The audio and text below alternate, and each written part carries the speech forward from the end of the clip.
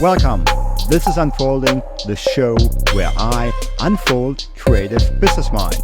My name is Marko Pfann, and now I just want you to sit back and enjoy the show. So today we are back and we are talking to Ekaterina Solomeina, and she is the founder of Future London Academy. Ekaterina, tell me, what is the Future London Academy all about? Well, thanks, first of all, for having me on this podcast. I was really excited to talk to you because lots of your guests are very good friend of mine, hero of mine, and just wonderful people. So I'm glad to be in this mix and glad to tell you more about what we're all about. And Future London Academy is an executive school for creatives, which means we do a variety of courses, events, and programs for senior creatives. Basically, when you get to senior level as a creative director, executive creative director, or founder of your own agency, what do you need to know at that level? And kind of goes different places. So what do you need to know? What do you need to know when you come from this production mindset to the executive level of a creative company? Very good question. I suppose the best examples and kind of learnings maybe I can share from one of the programs we run, which is our Design Leaders program, the most famous program we have, where you're basically taught by the founders of Warhol, Pentagram, and all of the coolest. And it's very interesting. The reason why we created this program is basically because of this question, because not everyone actually knows what do you need to know at that level. It's not really obvious. You kind of feel like there is something lacking, maybe some business knowledge. You kind of sense that maybe MBA can help to grow your company or to grow your position within the company. But then kind of after that statement, usually people got lost. And I'm exactly the same. I used to be a creative director and worked in a variety of agencies.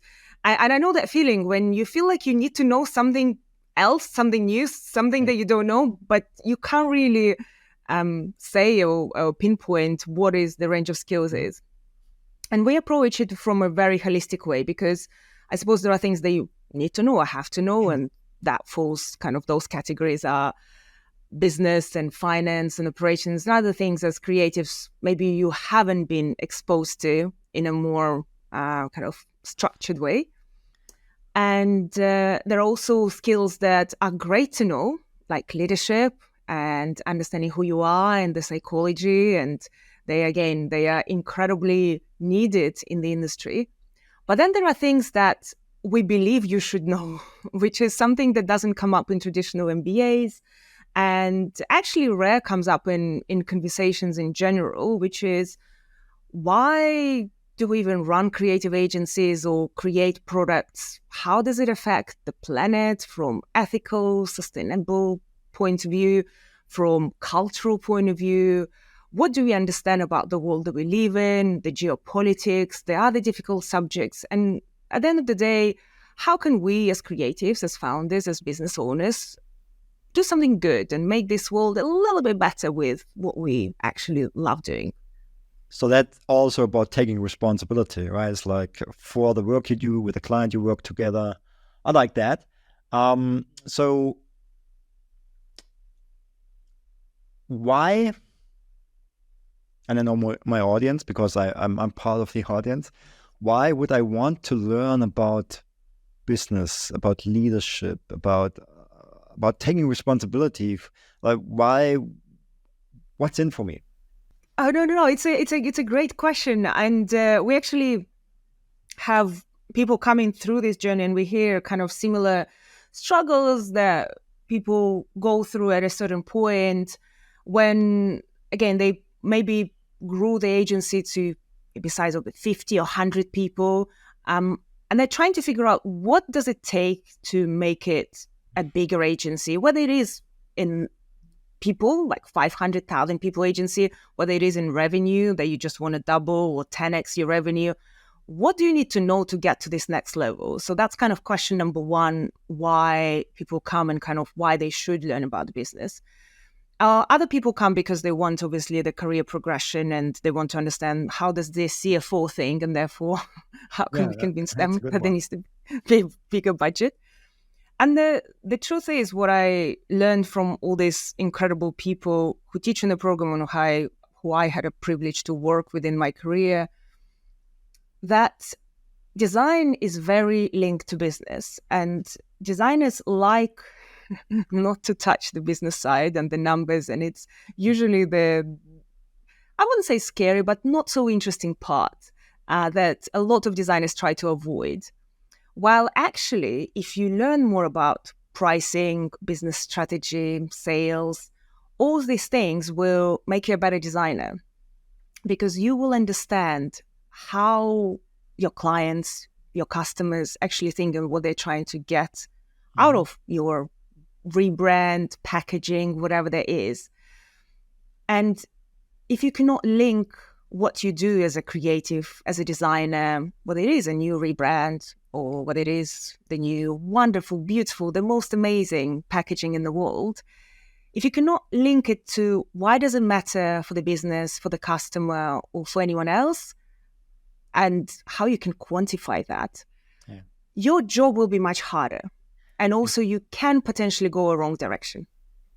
It's tough, and I've been in a situation like decades ago when all of a sudden someone like you sit in front of a big CEO or the chairman of some sort, and they ask you why you, or they ask you how do we benefit from them, and you just draw a blank. Like, I didn't know anything. I didn't know what to say. I was like, and then you actually lose the job. And in my case, we didn't lose the job, but we got from $1 million budget to a $500,000 budget because I didn't know the answer. Right? Just like, why shall we do that? What's the commercial benefit of that? And I love what you do, and what you just said is like understanding the bigger picture here. It's like, it's clients don't, especially the big companies, they don't just buy an asset, a piece of art. They want to do something with that. They want to have something. So I love that. Yeah, that's, and I would love for the more creatives to understand that. Yes. And you are so right. You can miss out on big opportunities if you just don't have the language that the other side will understand. And I've been on both sides. I worked in creative agencies. I worked for some of the coolest companies in the world, and I worked for brands. And now I run my own company that has a wonderful design team that kind of has to worry about both of creating incredible design. And Future London Academy is known for its brand. So we care a lot about how we look, how we feel, what we represent. But also at the end of the day, we're running a company. So therefore, we need to understand how all of these beautiful things that we design link to actually what we are trying to do. Whether we are trying to build better experiences, better product, grow as a company, grow as a team, whatever that is, how does this connect to everyday jobs that we do? And it's not an easy question. And I can give you examples, I suppose, from the industry of what really gave me this spark of inspiration of how we as creatives can think completely differently about even how we price our services by understanding the business. Would it be, do you want to hear an example? Yeah, please. Yes. Well, that example actually came from when we learned about pricing. And pricing is a difficult subject. It's a touchy subject. It's an emotional subject. There are so many things that link to pricing. And we have wonderful VP of sales talking about pricing. And he was saying, like, obviously you can do cost-based pricing. You can do time-based pricing, all sorts of things. And creative agencies are known for doing very much cost-based pricing. Like, this is the amount of hours we spend on this. This is how long it will take us to build. We need a team of 10 people. Let's do a markup of whatever, 50%. Okay, this is our budget for this project. Therefore, dear client, this is what we charge for this. Would you like to buy this packaging or new packaging project, let's say? Which is interesting and wonderful proposition. But if you flip it on the other side and understand why, what you said earlier, why does someone come to you to do a new packaging? What might be on their mind at that point? How did this project even appear in the company? You probably will get to some sort of point where you understand, okay, maybe, let's say this tea brand was kind of currently has X amount of sales because they have X amount of customers, they drink tea, and among all the other tea brands, they, let's say, have quarter of the market. Let's say they're a very, very popular brand that currently has quarter of the market. So quarter of all customers who drink tea drink this particular tea, which is fantastic. But can we make it half of a market? Can we create such a beautiful, or maybe such a interesting packaging? Maybe beauty is not what our customers care about. Maybe it's something else. Can we change our packaging in such a way that from quarter of the market, we get to half of the market? So our tea will become the most popular tea on the market.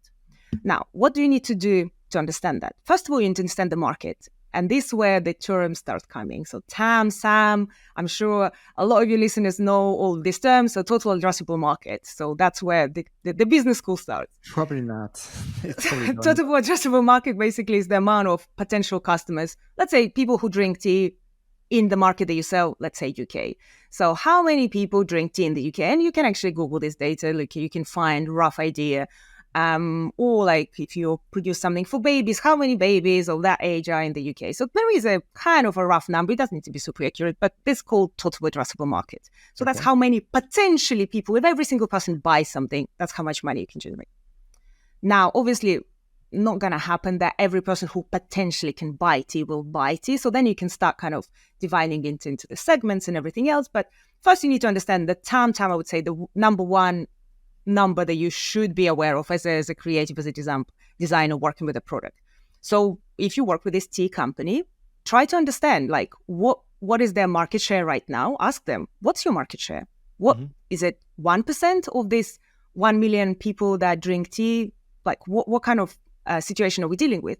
And then what would be your ideal outcome? Okay, we rebrand this, we create new beautiful packaging. What are you trying to do? And that will give you a really great, first of all, strategy for your product, because then you can go about, and it's slightly different when you try to grow like 10x a product. So that maybe needs a radical redesign, something completely different. So maybe even losing your customer base that you have right now because you can't grow within this customer base. Or maybe it's like an incremental. We don't want to lose this customer base. We want to increase it a little bit. And these are the types of customers we want to get who drink this, I don't know, this other tea. So suddenly from just abstract project about beautiful design, you get to very good numbers. Now we get back to pricing, because what happens if there are 1 million customers in the UK who drink, and for the sake of simplicity, it's a £1 tea. So it's a £1 tea, 1 million customers can potentially buy. So it's £1 million is somehow floating in the market. So if currently you have only, let's say, half of the market, so you have 500,000, by increasing it, or let's say it was quarter and you want to have, it was 250,000, now you want to have. So your design will generate your client 250,000. So if... Okay, here's a question. I get that, but... And I get the strategic thinking behind that, and now you connect with the marketing department, all that. Creators, like in school, we don't learn, even though we have those insights, now we don't really learn how to use them. What do you, like, how can, like, I want to increase the market by 0.0 whatever. Like, what's the insight here? How would is that something they learn at Future London Academy too? Oh yeah, 100%. I mean, the thing is, designers actually have lots of answers. And to your question, how to increase a market share, you do research, you understand who are the customers. I mean, designers are great at doing research and empathy and understanding what customers care about. I don't think these are the skills that designers necessarily need to learn. True. And then you can understand who are the customers who are not buying the tea, or who are buying the competitor tea, and why they're buying that particular tea, and what attracts them, what are their values. Maybe it's health, maybe health needs to go in a packaging because what they care about, having no caffeine, whatever that is. There will be very clear pointers that you can use in your design that will get you this. And true, yes. You need to know where to look. That's perfect. I think you need to know where to look. This is one of the key aspects here. Is like, I mean, designers, I work with a lot of people that they just need to be pointed towards something, right? It's there. They, as you said, they might already know that, but they don't know how to talk about it. They don't know how to address it. Oftentimes it's just, I don't know how to ask those questions. and what questions are important, what can I use? And then what I also love is like this shift. What I know you do as well is at Future London Academy is also this leadership, right? It's like when I had a company, and leadership is different if you're 4 people, 12 people, and all of a sudden you're 30 people. That's how far I got. Having 30 people, leadership is important. All of a sudden, it's not just, hey, do this, do that. It's a real full-time job, right? What do you experience? How do you experience the shift from people that coming into your program and have no idea of leadership, and how do they get out? What's the transformation like? I would say it's very personal, because we have coaches who work on the program. We have obviously incredible leaders who share how they lead. So you kind of get a bit of both. You get real examples from different leaders, and there is no one way to lead, that's for sure. And you definitely need to understand who you are as a person and what feels natural and organic to you. But also you need to have a toolkit, because if you always have to make kind of decisions, what's the right thing now, how should I show up right now as a leader, what is the right thing to do as a leader, and you just constantly think in every micro situation about that, that's just very exhausting. So if you have some sort of toolkit or understanding, or a bit more structural point of view, what leadership is and how in different scenarios you can be a different type of leader or show a different side of your leadership, then it will be just easier for you to be a good leader. And to be honest, it all comes down to being empathic and being really curious about what's going on around you. Michael Wolff, the founder of Wolff Orleans, who also teaches in the program, he constantly talks about curiosity as the muscle that we need to train as creatives. And he himself is a great example. He just turned 90 years old, and he's as curious as anyone can be. He's more curious than a child, and going anywhere with him is such a joy, because he will just start noticing things around him, like that the leaves are very interesting color, that the napkins in the restaurant have this interesting texture. Like he's constantly in this curiosity and noticing mindset. And I would say that's the key to any good leadership, because when someone challenges you and, let's say, doesn't agree with what you're saying, it's very easy to become defensive, especially if you're in a position of power or if you're talking to a client. There is a lot on the table. But again, if you switch this curiosity mindset and try to actually understand why someone says something, why do they feel this way, why could this be true, even if it's directly addressed to you and you might feel very, very direct and maybe uncomfortable for someone to hear that, especially if you worked on something for a long time, or if you believe in something. Still try to switch to this curiosity mindset and understand, okay, why might this be true, and why this person would say this or will think this, and try to go from there. So curiosity and empathy would take you definitely a long way, but there are many, many things. Like the what you just said, like don't constantly think about it, because this drains your energy, and you can't be curious if you're in your head all the time too. So I like the idea of leadership through curiosity and empathy, and then actually asking people why are you angry? Why did you do that, or why didn't you do that, or why did you say that? So I like this idea of actually going deeper. This is almost like a coaching thing, right? It's like asking, getting to the question, the real question behind, and then you can actually answer the right question. And a lot of times it's also what you said. You got to be. I love the idea that you actually have to be careful when you have that power, right? Because you could just tell people what to do, but then they probably won't be happy, and you probably won't get the results you're looking for. Yeah. So when people, what do people struggle most with? Let's just say like real artists, real creatives, they come into this program and they have worked as creative directors for ages now.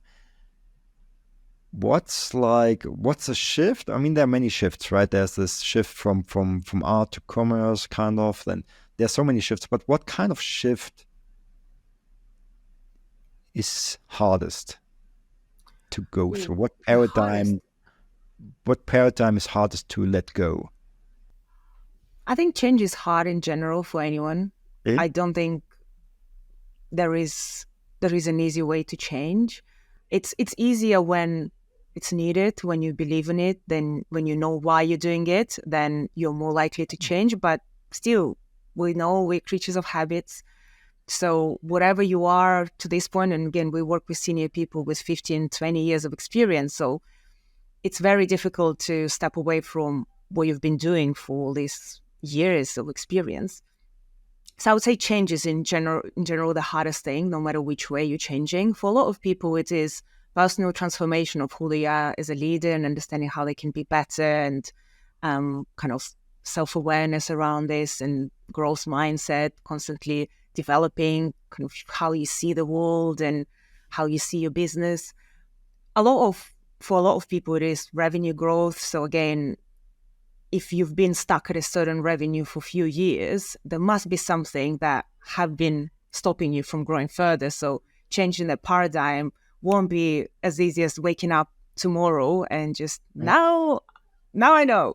It still requires doing work. It still requires reflection.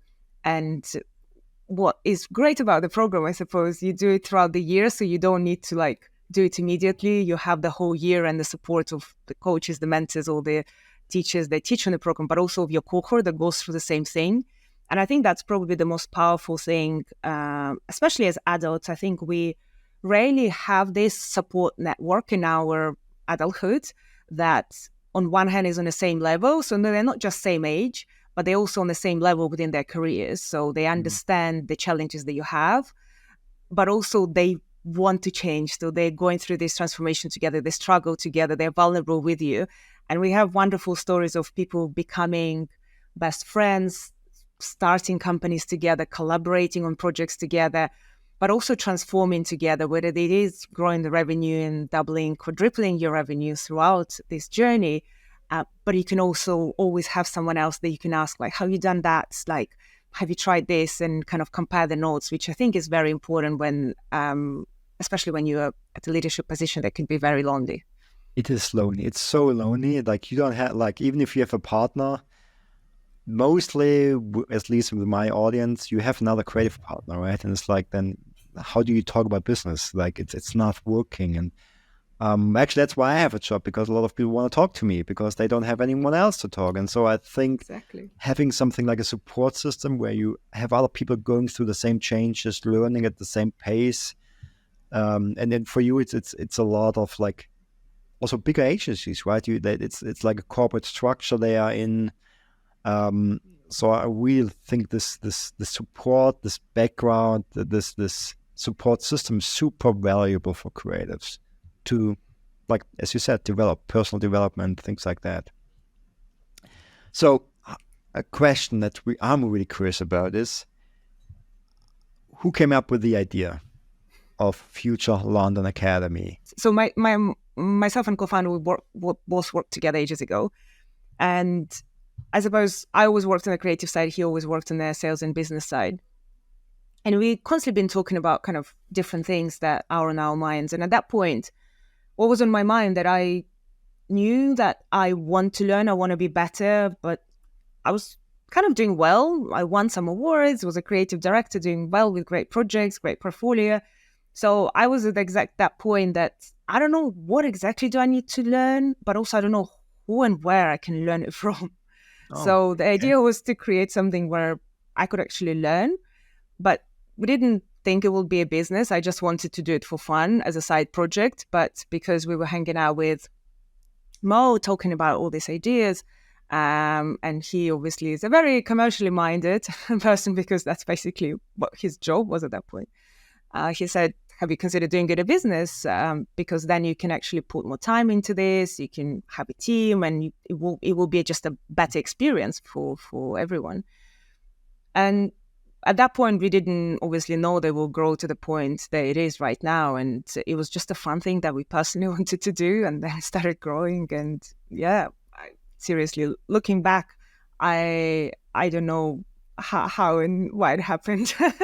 So you didn't come up with a business plan. Let's do that. It's kind of you grew into this, and which is always a And better I think way, I that's guess. very important for businesses Yeah. to also start from the point of passion and curiosity and just wanting to do something, because there will be ups and downs in any business. And if revenue is the only thing that you measure, then it will be very hard, because no matter how successful you are, the market will change, the clients will change, something will change. But if you do it purely because you really like it, then it will be much easier to go through all of these changes. So let's say I'm a creative studio owner. What can I expect when I join Future London Academy? Like, what are the results that I'm hoping to gain out of it? Oh, great question. We have a variety of courses. So again, it depends really why people come, and some people come to learn more about brand strategy, about leadership, about kind of several topics. If we talk about design leaders, because I suppose I'm most excited talking about that program, because it's something that was kind of my pain for a while to create something. I really wanted this to exist. So now seeing it third year, just growing and successes of people who go through that just gives me so much joy and satisfaction that it was the right thing to do. So in terms of why people come and what do they expect and what happens to them, we had, again, like stories from people. So the program is 1 year, so it's split into 5 modules across the year. So you come to London for 2 weeks, then you travel back wherever you are, and then you come back again for 2 weeks, and we have 1 module in San Francisco as well. So throughout this kind of year, you see transformation of people on multiple levels. So we have people who were just starting a company, they just quit their very luxury corporate job that was paying great salary, and they jumped into this new world of entrepreneurship, and they were ready to do great things, but they kind of wanted, again, a slightly smoother journey, not to learn everything from your own mistakes, and also clarify what actually is the future of the business, because I'm sure lots of founders can relate to that. When you start the business, you not necessarily actually have the clear idea of which way it will grow, even if it's a creative agency. You think you'll be doing this, and then it kind of morphs into something else. You kind of get new interesting clients, and it kind of changes your trajectory. So it's very interesting to see people going through this journey basically just at a higher speed. I suppose they could have done that in 20 years on their own, like getting mentorship and coaches and finding people to talk to, but suddenly you compress it into 1 year. So you have to like go through this process much faster of understanding what you want to bring to this world, what's your business model will be, what are your best clients, what is your brand, who are you in this process, what's your best team, how to create culture, all of these things, including how to raise money, and again, like all the legal side of things. So suddenly you, throughout the year, you will come up with just a clearer picture of who you are as a business and what you want to bring to this world. So we had people kind of changing what their business is through this journey, and creating something unexpected, unique, and what felt like them really felt like this is the right thing for me to do. It's not just a business because I wanted to have a business. This is my business. This is what I feel passionate about, and something unique that only I can offer.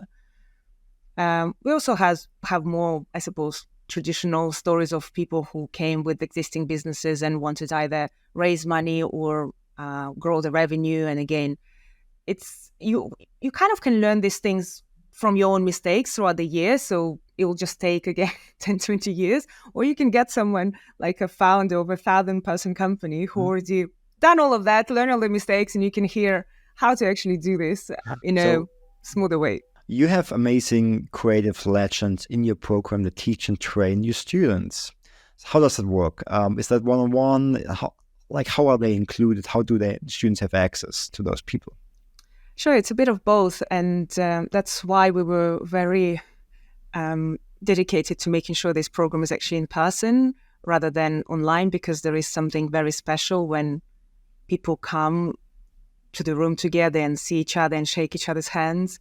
Mm-hmm. So we have over 100 different experts who teach in the program. And as I mentioned, they are founders, CEOs, CFOs, COOs of some of the coolest agencies, design-led businesses, companies like Zaha Hadid Architects, again, Wolf Orleans, WPP. So it's really great examples that doing something interesting in the industry right now.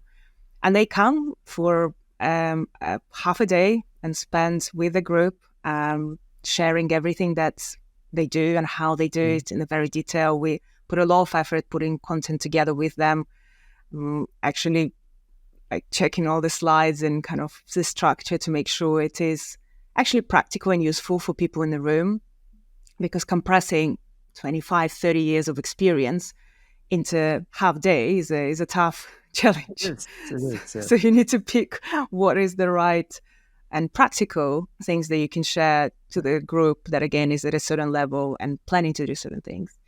So yeah, you get access to those people literally in the room. And again, people follow up with coffees, people meet after. It's quite interesting, the relationships, how this relationship develop. But also we have one-on-one mentorship sessions in the last module. So that's when our cohort is preparing for their final project. So basically they need to prepare what they're planning to do, whether it is growth plan, expanding to new geography, and they present it in front of advisors. And in preparation for that, they get one-on-one mentorship from, again, some of the coolest chief creative officers, founders, CFOs, VPs of sales, so who can help them shape this business strategy or growth strategy or personal leadership challenge in the best possible way. It's where they have access, they can ask questions. That's amazing. That's great. Tough question. What's the future for Future London Academy? Where are you going to? That's a great question. And I love that we have future in our name, because future changes all the time. And we don't know what the future will be. And what we can do as humans, as creatives, as founders, entrepreneurs, is be prepared for the change, have curiosity, have growth mindset, have resilience, and anticipate what could be potential futures that could happen. For us, obviously, we are growing, and it's incredible to see the people who go through the program, what they do after and what they achieve. So that will only keep growing. And the alumni network that is already created is just some powerhouse of people across the world who are doing incredible things. So seeing that is just very rewarding, and we're definitely not here for the short game. We're not going to exit. We're not going to sell the company. We are not kind of in that game of 5 years. So we're definitely here for hundreds and hundreds of years. We're inspired by Bauhaus, and we're very much true to that philosophy of building something for the future. So we'll be there for hundreds of years, and I'm sure things will change and develop. But we want to make sure we create more conscious leaders who also not just create successful businesses, which is important, but do something good for the world that we live in.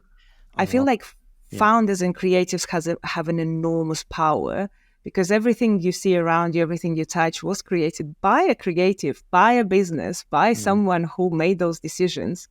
So the world where we live in the future basically relies on creatives and founders. I really love what you just said, like the term conscious leaders. And actually, if I may propose, you should rename your program to Conscious Leaders, because I really believe this is what the world really needs, like people that are empathic, conscious about change, about the people they lead, but also the business side, the world. And that would be it's an amazing premise that you have there, conscious leadership. Yeah. Thank you. Well, that's what we genuinely believe in. And actually, that's what people going through the program and seeing the businesses they start or how they change, even creative agencies, and how they try to make sure that this purpose is the core of everything they do. And I believe that if we just have more of these people in the world, seriously, our world will be a better place. Like, it will benefit all of us. So it's good that we have more and more creatives now going through like becoming CEOs and becoming founders because they will approach boring problems with more imaginative solutions rather than just purely financial ones. Exactly. It's not all like business is not only boring stuff. Like you can make it fun, and that's why we need the creative people to get into business. And as I recently had great Andreas Hurst from Red Bull on my podcast, and he made a great remark: is that because of AI, the creative people will be forced back into the C-level street because we are the ones that use it. We can handle it. Like we are the ones that naturally work with AI, right? And it's more close to us than to other people because it's changes. You can create things like that, and he believes that, and I believe this too. Is like this is an amazing opportunity for creatives to get into this C-level experience and actually go there because creatives need to be there. If we want to have a better world, we need creatives as leaders in the C-suite, and they actually need to work on business problems and not just the creative problems. I love that. 100%. Ekaterina, one last question. What is a message that you want to leave the audience with? It's a big one. Only one message. Life-changing. No, nothing. Just for today. Just something. I would, I suppose, refer back to what we believe, which is, I don't know if you've seen our slogan is never stop learning, but I would take it in the broader sense that we should, as humans in general, we should always be open-minded and keep learning about people around ourselves, about who we are as people, about the world that we live in, and just constantly be curious and keep that open mind and never stop learning. So if there is someone listening right now who feels like they are stuck or they frustrated, I would say thing number one is just to open your mind and start being curious about things around you, and great things will happen. That's a beautiful message. Be curious, and beautiful things will happen. Thank you so much. It was lovely having you on the show today. And yeah, I hope we can do this again sometime. Thank you, Marko. It was a pleasure. And definitely catch up soon. Thanks for tuning in. My name is Marko Pfann, and I hope to see you all again on our next show where we unfold creative business minds.